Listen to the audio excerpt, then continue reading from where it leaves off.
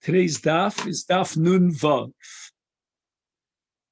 and Nun Vav is a short daf. It's only on Amud Aleph, I should say, is short. It only has 2 lines.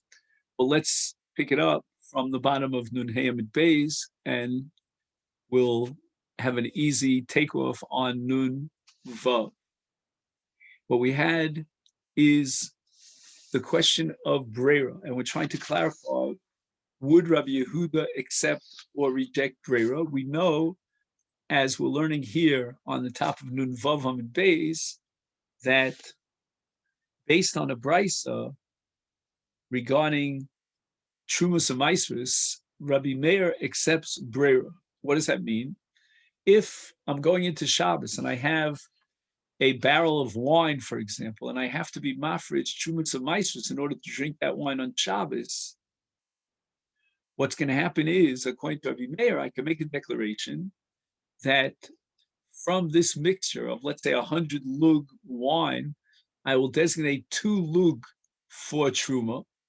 Again, I don't know where they are. So let me just repeat the last thing that we said so we could have an easy takeoff here for daf Nun Vav, which is today's daf.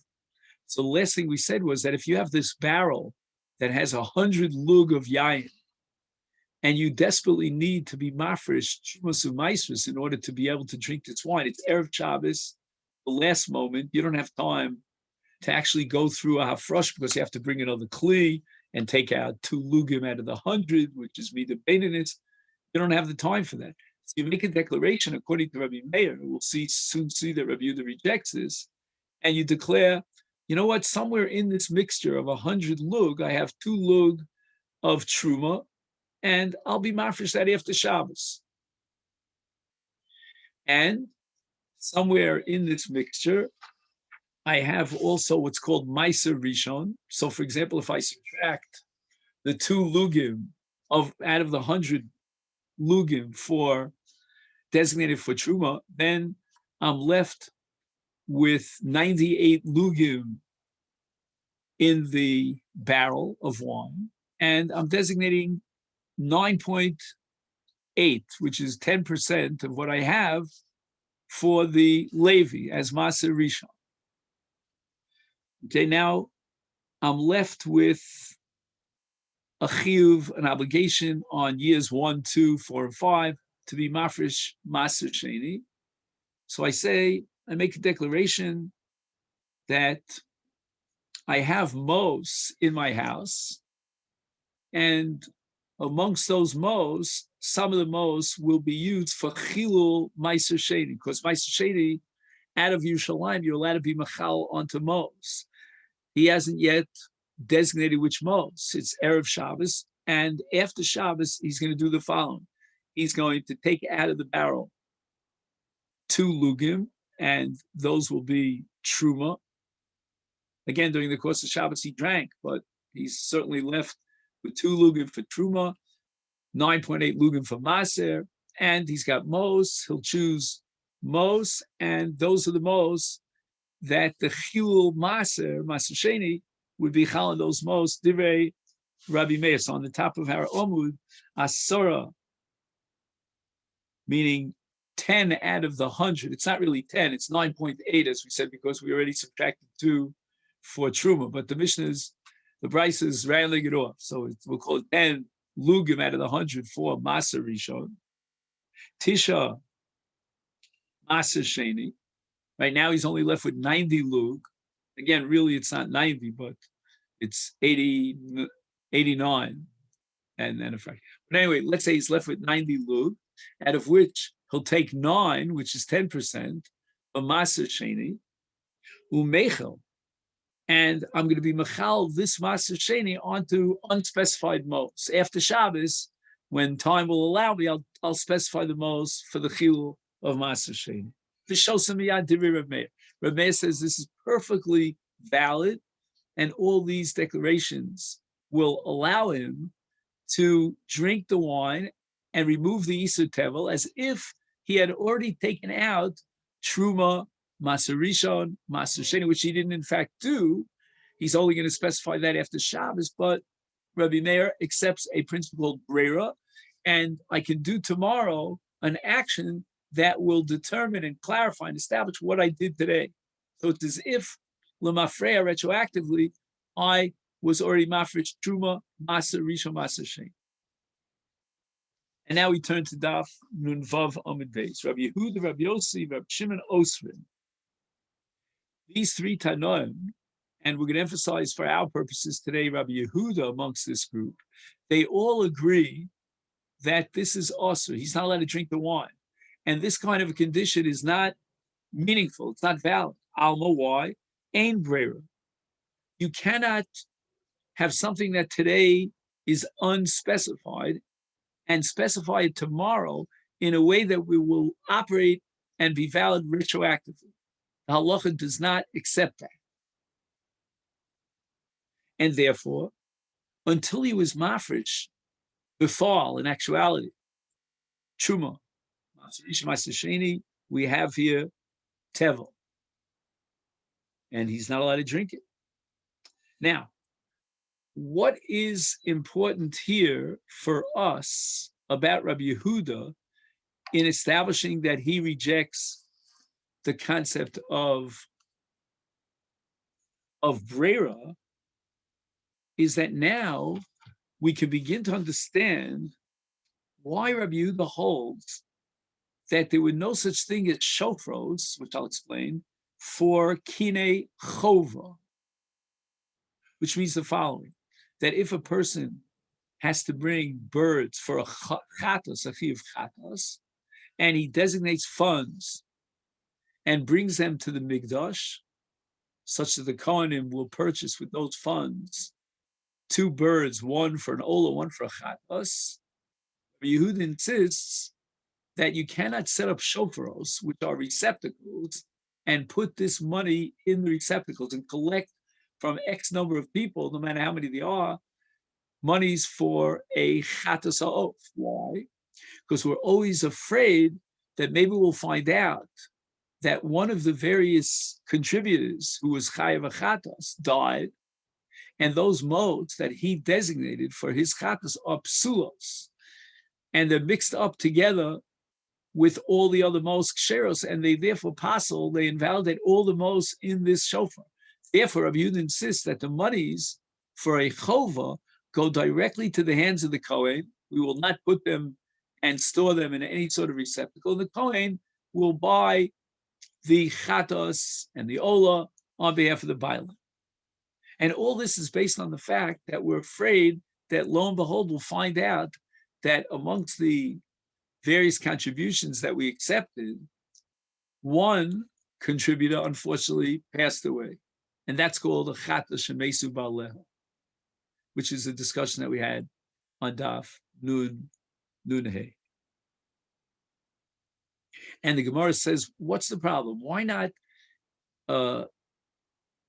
collect all the money in this receptacle for karbonis chova, and in event that one of the bailim dies, then what we'll do is we'll take out monies to the tune of that oaf, that bird that he was obviously obligated to bring as a chatos, and we'll take that money and we'll throw it into the Amamel. And that's based on brera, which means that even though at the time the monies were in the shofar, if Rabbi Yehuda would have accepted that, which he doesn't, they were unspecified, they'll become specified later on, and retroactively we'll know which of the most were for the chatas of the person who unfortunately died. But the Gemara says Rabbi Yehuda rejects that because he never accepted the principle of brera. He rejects brera. So the Gemara asks me, I don't think you have a real proof from the Truma, the price of Truma, when we purchased Yayin from the Kutzim. I don't think that's a proof that Rabbi Yehuda rejects brera, because Dilma Shani Chasam, if you read the Brisa carefully, Rabbi Yehuda, together with Rabbi Yotzi and Rabbi Shimon, they actually formulate the reasoning why they prohibit you from drinking the wine. Because Amrulo, they turned to Rabbi Meir and they said to Rabbi Meir, Iata Mode Shemi Baka Nod, Rabbi Meir, you're operating with Breira, and after Shabbos, we'll designate this Shnei Lugim for this and the other 10 Lugim for that, and so forth and so on. How do you know that after Shabbos, the wine will be available? Maybe the barrel of wine will break, which happens occasionally, and all the wine would spill out. And now you've been drinking wine that's teva, which is a chiv misa b'dei shamayim. That's a severe violation. You can't rely on Brera here because you're assuming that after Shabbos he'll clarify by designated these monies for this purpose and truma and mas and so forth. How do you know there'll be wine left after Shabbos? Maybe the barrel will break. Shema yibaka note nivtza shoset tvolim l'mafreya. Now we clarify that retroactively he's been drinking teva. The Omar Lahem, and Reb Meir was unimpressed with the kasha. L'chi baka, come talk to me after the this occurrence, this event happens, and the barrel breaks. He's not afraid. He doesn't anticipate. He doesn't think we have to be afraid of shemi baka hanot. If it happens, it happens, but it's not commonplace. It's not matsui. It's not something that the halacha has to worry about. In any event, we see clearly that the reason why Rabbi Yehuda in this brisa rejects Rabbi Meir's prayer is only because of the chashash of shemi baka hanot. If there was no such chashav, then Rabbi Yehuda and his colleagues would accept prayer. So now we have to find an alternative source to prove that Rabbi Yehuda rejects prayer. He holds ein prayer. And for this, we're going to learn a Mishnah in Eruvin that deals with Erev Tchumen. Right now, Erev Tchumen allows you, if necessary, like let's say, for example, you know that on this particular Shabbos, you're going to have to leave the city limits in order to be Mesameach Chosav Akal. You want to participate in the Sheva Brachos, or for any other Dvar Mitzvah. So the halacha allows you to go Chutz L'Tchum if you set up an Erev Tchumen normally, without, in the absence of an Erev Tchumen, the maximum you're allowed to walk out of the city limits. The city itself is considered one area. So when he's in the city, he's Konesh Visa, not only anywhere in the city, but even outside of the city, on each one of the four directions, up to 2,000 am. But if he has to go all the way, let's say, to the east, beyond 2,000 am, then he has to set up an Erev Tchumen, and he goes out with Muslim Shtei Sudos before Shabbos. He sets up an Erev at that location, let's say 2,000 am out of the city. And at that point, he's Konesh Visa, where he put his Muslim Shtei Sudos, and that's going to allow him to walk 2,000 amma of a radius from the point where he put down his Muslim Shtei Sudos and set up his Erev Tchumen, which will be fine on the east, but that means he can't take one step out of the city to the west, because he's now shifted his entire Kinyan Shvisa to the east, and he's established that he was Kodesh Shvisa wherever he put his Erev Tchumen down.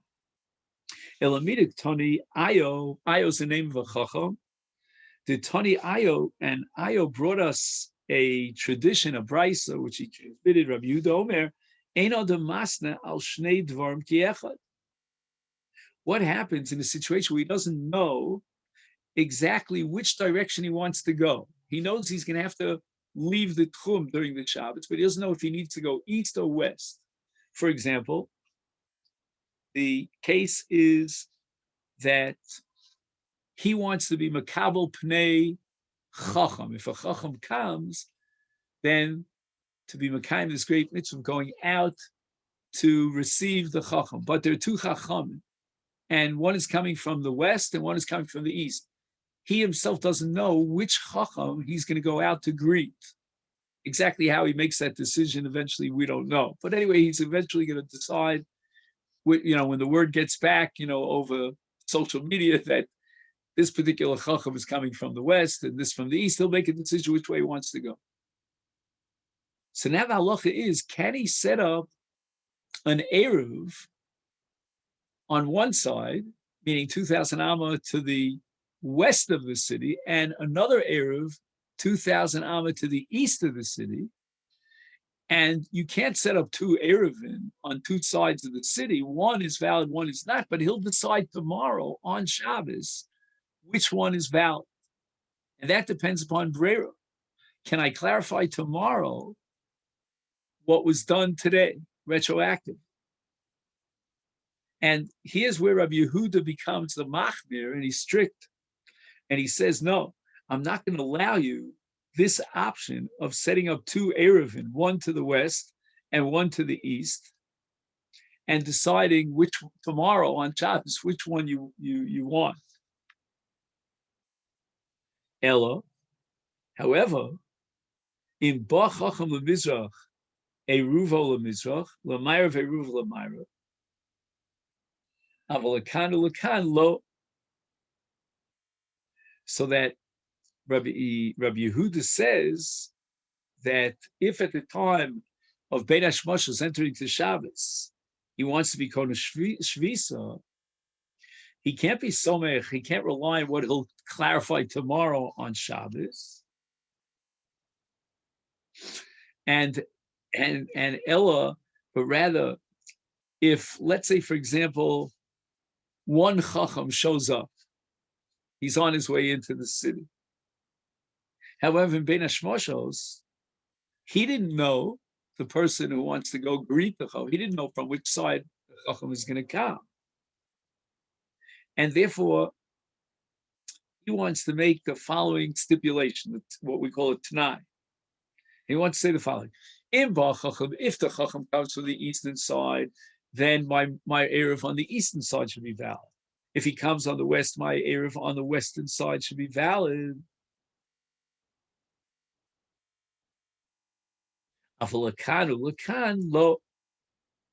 But he cannot set up an Erev on both sides.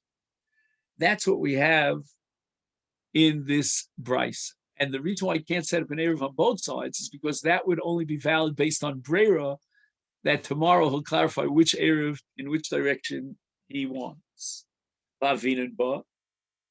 And we asked the question to try to clarify the reasoning, the logic of Rabbi Yehuda. Why is it that Rabbi Yehuda does not allow, it does not recognize the possibility of setting up an Erev on both sides, east and west? The Ein Brera, because he rejects Brera. So you cannot clarify tomorrow what you did today. Mizrach umayro, nami Ein Brera. Let's say, for example, there's only one Chacham coming, and we don't know if he's going to come from the Mizrach or the Mairav. Then when we'll find out tomorrow, we'll decide which of the two Erevin is the one that he was Kona Shvisa. That's also based on Brera. How could Rabbi Yehuda validate these two Erevin, only one of which is valid, based on Brera in the case where there's only one Chacham? Rabbi Yochanan, Kishekvar Ba Chacham. What happened was the Chacham, before Bein Hashmashos, before Shabbos entered, he had already come from whichever direction, either the Mizrach or the Ma'ariv.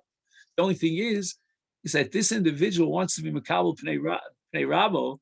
He doesn't know which side of the city this Chacham came in from. In this case, we're not dealing with Brera, says Rabbi Yochanan, in interpreting Rabbi Yehuda. Because right now, when he puts up the Erev, one of the two Erevin is the Erev he wants. We're not sure which one it is because right now he doesn't know where the Chacham came in from.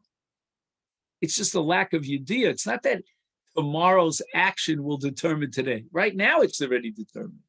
Let Laman Zogin, the Chacham came from the east, then the valid Erev is on the east.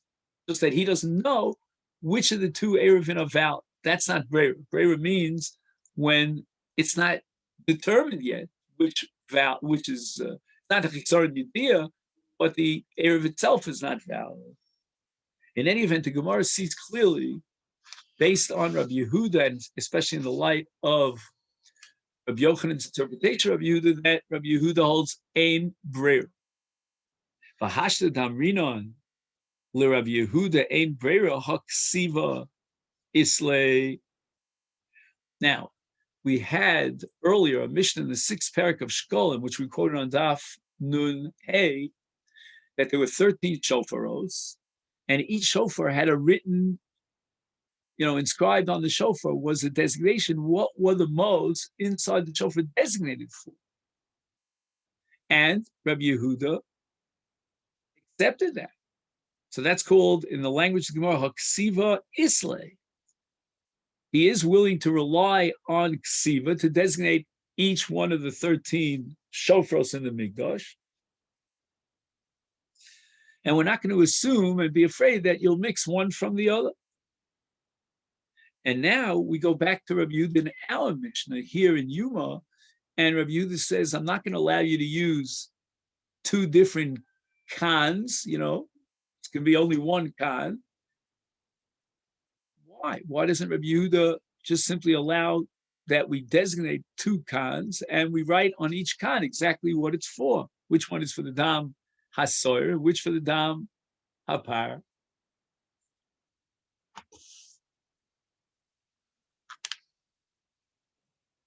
So the Gemara says, Yoma Kippurim Nami Navitre.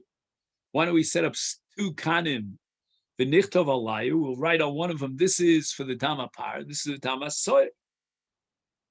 Now, l'chora, you're not going to tell me that we're afraid of toes over here, because Rabbi Yehuda himself, in the case of the 13 shofaros, accepts and validates that we write on the outside of each shofar what the monies are designated for.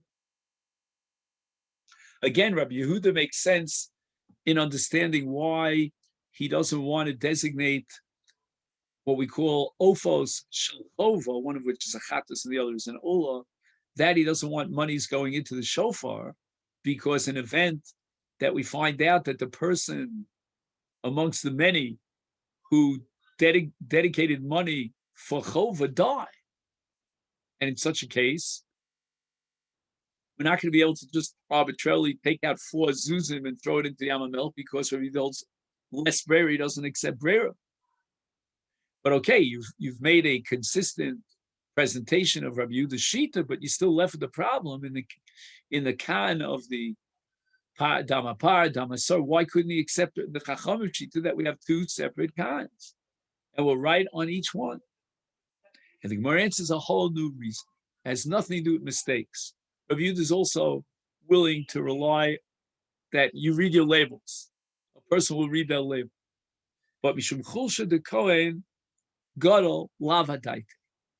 Kohen gadol is very weak. He's been up the whole night, the night of Yom Kippur.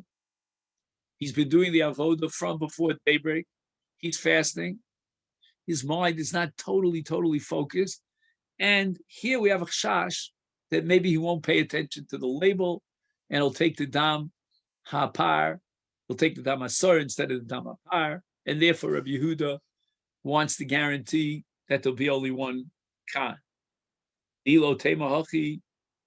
And if you don't accept this logic, then I would ask you, below ksiva nami, even if you don't write on each kan, hai nofish for hai zuta.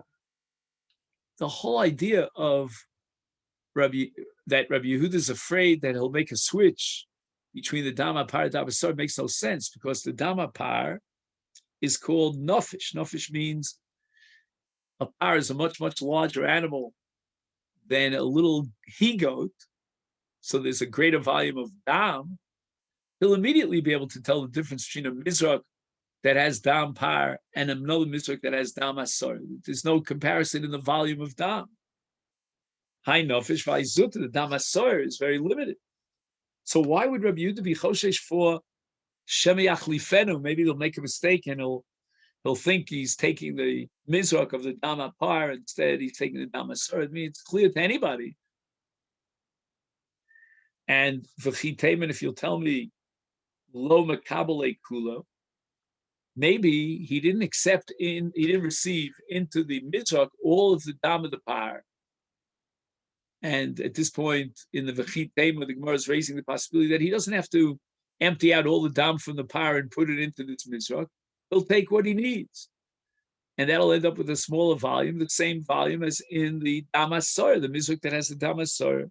No, that's impossible. Rabbi Yehuda, hashochet tzorich yikabel es kol domo shel par. There's a girsa problem with the word hashochet. It really should say hamakabel. The one who's makabel the dam should be makabel all the dam, Shenemar veskol dama par yishpoch el yisod mizbach ha'ol. So for sure, the dama par is meruba because we have to fulfill Rabbi Yehuda's dictum, which he derives from the pasuk called dama par, to receive all the dam of the par. So there's a much greater volume of dam hapar than there is of the dam hasoyer, and therefore to say that if we had two kanim, therefore we have to be afraid that he'll make a mistake between one and the other. That doesn't make any sense on a normal basis. But here, that the Kohen Gadol is very weak on Yom Kippurim, there's a chash, maybe he'll make a mistake, even though there is a heker. It is recognizable which one is Dama Par, Dama Soyer, because Dama Par is Nofish, the Dama Soyer is Zutar, but nevertheless, we're not going to rely on that. The Chitema. And if you'll reject this assumption, Dilma Mishtapech Mineh, well, maybe even though they were makabel all the dam apar, which is a serious volume of dam, into the receptacle, but subsequently it spilled and it fell onto the floor. He says, no, it's still definitely easier, and it's nikar to differentiate between dam apar and dam asor, not based on the volume of dam that's inside the mizrach, but rather high chiver, high suma. One dam is red and the other dam is white. The dam hasoyer is, again, it's red, but it's relatively thin. It's thinned out blood. That's in the case of a goat. So it's relatively light colored. Whereas the dam apar is really strong red blood, completely red.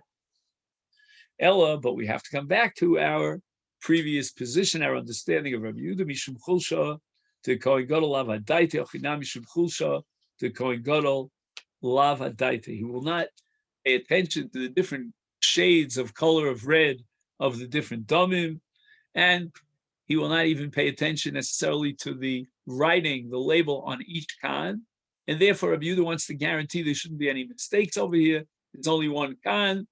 He removed the dam ha-par in order to put down the dam ha-soyer, or vice versa, and therefore will avoid any sort of mistake. Now the Gemara tells us a story about a shliach tzibur. There was a story of a shliach tzibur, and he was in the presence of Rava. I mean, that's a scary thing, to be a shliach tzibur on Yom Kippur and recite the avoda in the presence of Rava. They didn't have published machzorim, so he has to get it right, because Rava is the Gadol Adar, and he's listening to see if he gets it right. The Omar, and when he recited the nusach of the Seder Avodas Yom Kippur, this is such a cool Gemara because it's taking us back, 1700 years.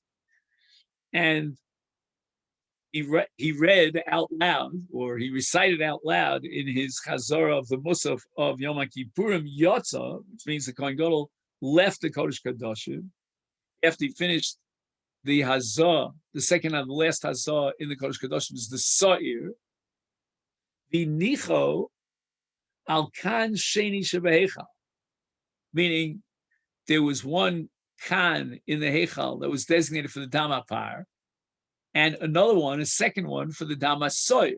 Clearly, this reflects the sheet of the Chachamim against Rabbi Yehuda. But then he went on and recited, as the Shliach Tzibur, Not al Dam HaPar, V'niach Dam HaSoyer. He takes immediately the Dam HaPar, and he puts down the Dam HaSoyer, which means that before he puts down the Dam HaSoyer, he's got to first take the Dam HaPar. So Rava says to him, you're involved in a self-contradiction. Why?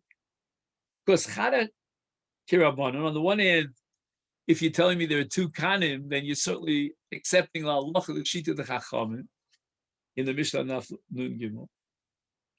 But yet Chada Rabbi Yehuda, that Rabbi Yehuda was the one who said that first he should take off the Dam HaPar, and then only afterwards he should put down the Dam HaSoyer, which implies that there was no second Khan. There was only one Khan. And therefore, you had to take off the Dam Hapar first, and only after he evacuated, he vacated the area on this Khan by taking out the Dam Hapar, only then was he able to be Biniach the Dam Hapar. So you better, sharpen it up a little and be more precise in the way you recite the Seder Avod. Ema, but rather, and this is where Rama made his correction, Hiniach Dam HaSoyer and V'notal Dam Hapar. That we're talking about two kanim, like chachamim, and he should put down the dam asar first, and then pick up the dam hapar, and that reflects the sheep.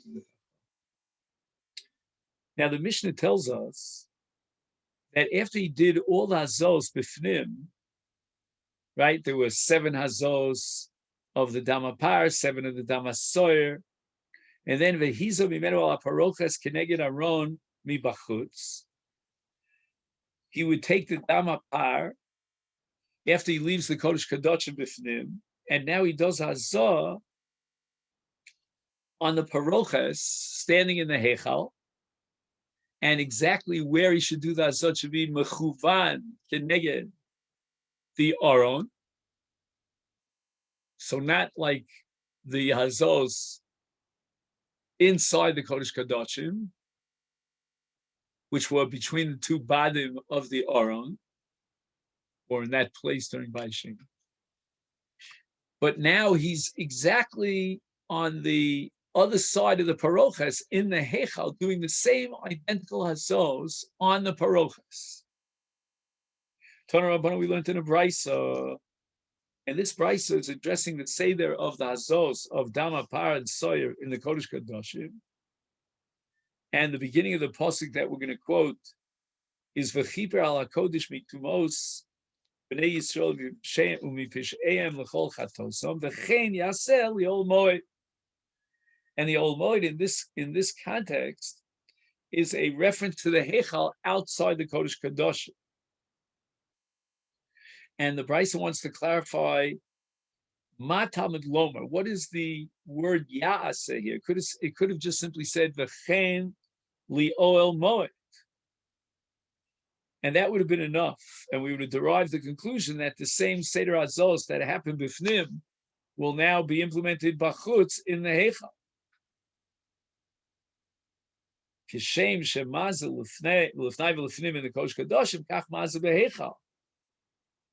And therefore we have a hekesh to equate all the hazos, and they're all equal. Ma l'fnei l'fnim. And just like in the pnim, meaning in the Kodesh Kadoshim, the Kohen Gadol does hazov achas lamala shevel lamata midam hapar kach maze b'heichal shem shel l'fnei v'l'fnim achas lamala v'shevel lamata midam hasoyer kach maze b'heichal. So the extra word yasa in the pasuk is coming to teach us and emphasize that the exact seder of 1 lamala, 7 lamata of the hazos b'fnim, whether it's the dam hapar or the dam asar, the same thing happens outside the Kodesh Kadoshim in the heichal, achas lamala, shevel lamata. Now the Brisa is going to darshan the end of the pasuk. The end of the pasuk says,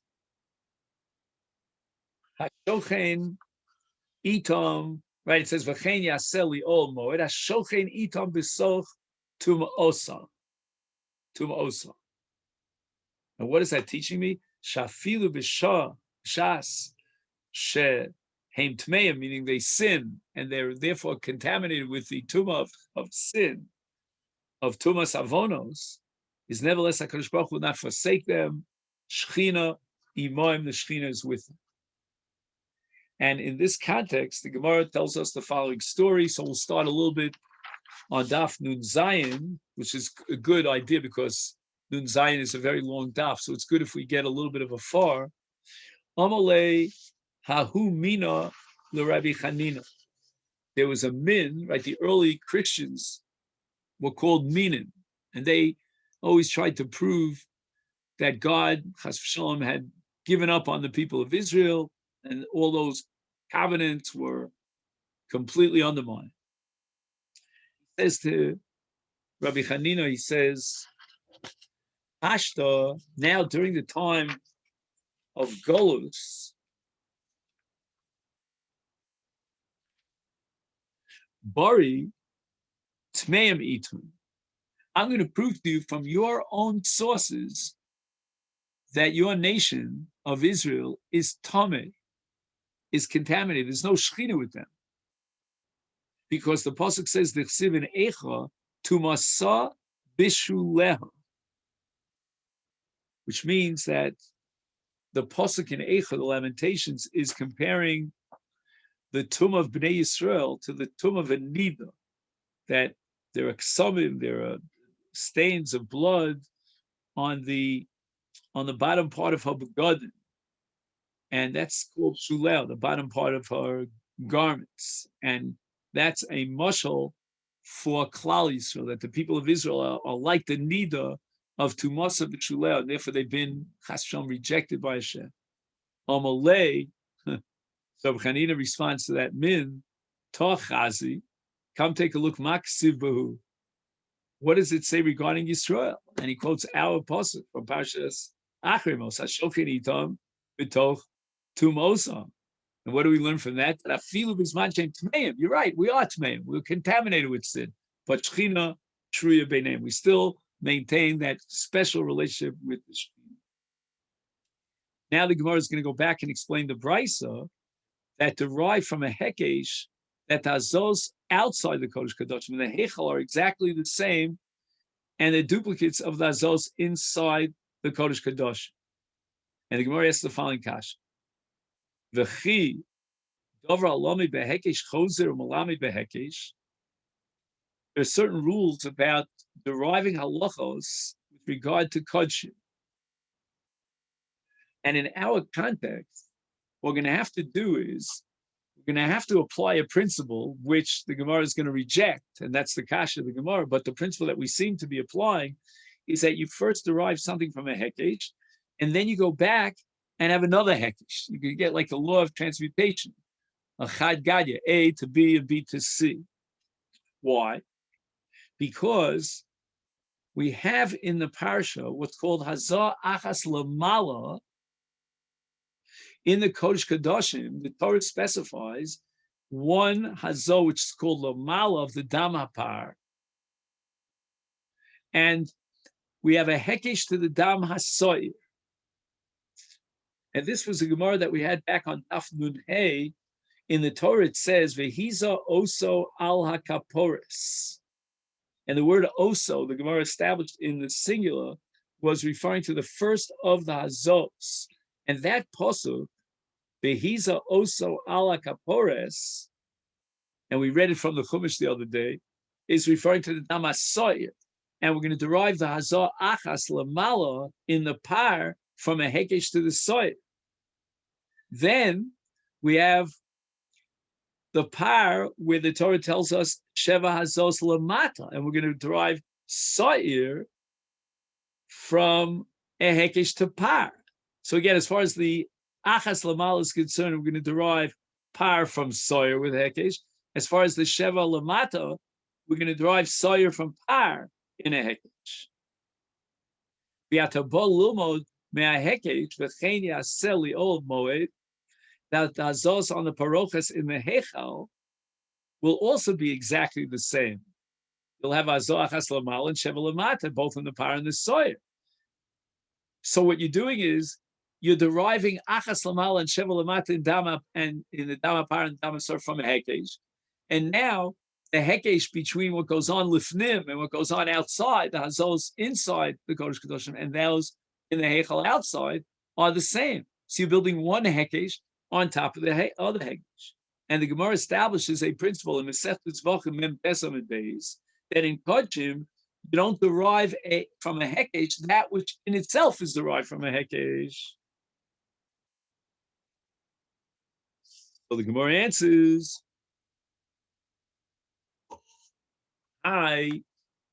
this hekesh from par to soyer and from soyer to par, as far as hazos inside the Kodesh Kodashim are concerned, that's not called a hekesh. A menu v'dover acherhu. Okay, zelo avi hekesh. What is a menu v'dover acherhu?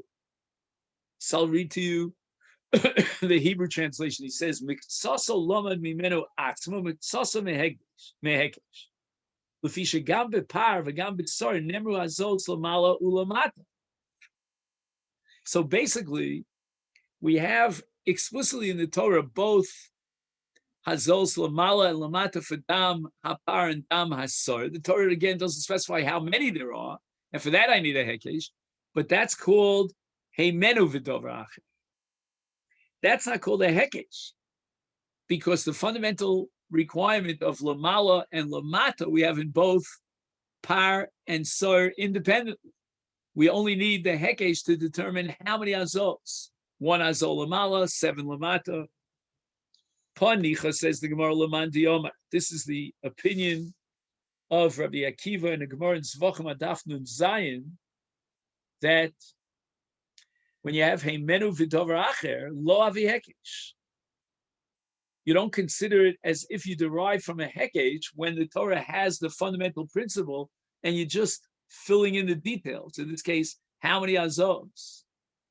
Elaman Rabbi Shmuel in Zvachim, in the Sugya Daf Nun Zayin, rejects Rabbi Akiva, and he holds Havi Hekesh, even if we're deriving only the specifics, the nuances, the numbers of azos from the Hekesh, it's still called a Hekesh. Is Michael a Megma? How now will you be able to add another Hekesh to equate azos outside the Kodesh Kadoshim and the Heichal with azos inside the Kodesh Kadoshim? And the Gemara answers, Mekomos hu de gamre me'adadi. This is the first of two answers. He says, this is not called a hekesh, halomid me'ahekesh. We're not piling up one hekesh on top of the other. The first hekesh is a hekesh of behemos, zu lezu. And this is based on a pasuk that says, V'asa es domo kasher asol dam hapar. So hekesh number one is to equate the behemos. In this case, the par with the soy, because the pasuk also says domo kasher asol dam hapar. Now the second hekesh is lo huka shum davar lepar o l'soyer lilmod mimenu mashenilma behekesh. Right, we're not using the second hekesh to equate something which is lapar or l'soyer and derive from it, but rather makomos. We're only deriving locations, the heichal and the kodesh. So we have two hekeshim. True, I mean we can't deny that. But one hekesh is behemos, the other hekesh is makomos.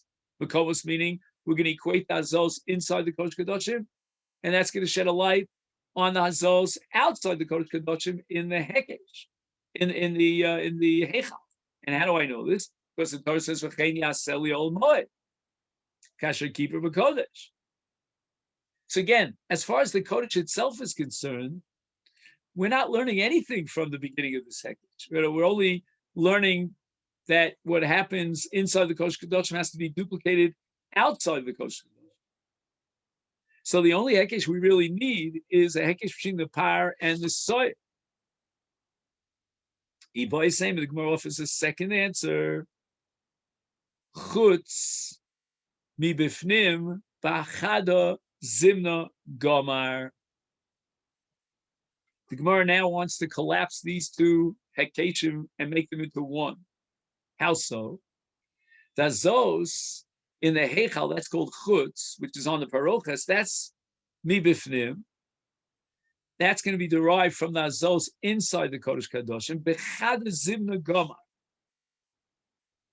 And once again, we'll read out the Hebrew translation. He says, "Afilu im tomar shenechshav pnim atzmo davar nilmad mehekesh." Even if you tell me that, when we want to derive the number of hazos in the par and the sar bifnim, we can only do so from a hekesh. But mikol makom me'achad shanu boim lilmod b'vasachas, it's hazos At the end of the day, what we're trying to derive is the azos outside the Kodesh Kodashim, the heichal from the azos inside the Kodesh Kodashim. Ubesocham klulim, included in this is elu shenichtavu beferish b'fnim. For example, achas lamal in the case of the sor, sheva lamat in the case of the par. Games elu shenilmadu behekesh. Yofen zed nitan lilmod hekesh mi hekesh. In other words, even though technically you have two hekeshim over here, but really it's in essence it's one hekesh, because what we're deriving from hekesh is the equation between pnim and chutz. Again, when you're equating pnim and chutz, you have to ask yourself, well, how many azos are in the par? How many azos in the soyer? And that's going to be bifnim. And then we're going to derive it from the hekesh that b'chutz is the same. But we're really coming to learn both hekesh b'vasachas. They're both addressing the question of what do we get out of the equation, the duplicate, the mirror image between hazos in the pnim and hazos in the heichal, and then we have to determine what are the hazos mibifnim, and we may need a hekesh to determine that. But together with that hekesh, we now have a hekesh between pnim and chutz. Okay, then. So this is where we're going to stop. Let me just make a note of it so we'll be able to pick this up tomorrow, and we're up to Tana Kishahu Maz. Okay, then in any of the last couple of days of Daf Yomi, it's all in Mirz Hashem up on the YU Torah site. So, at your convenience, if you have the time, you'll be able to review what we did. Okay, then, have a great day. I'm glad it was able to work out.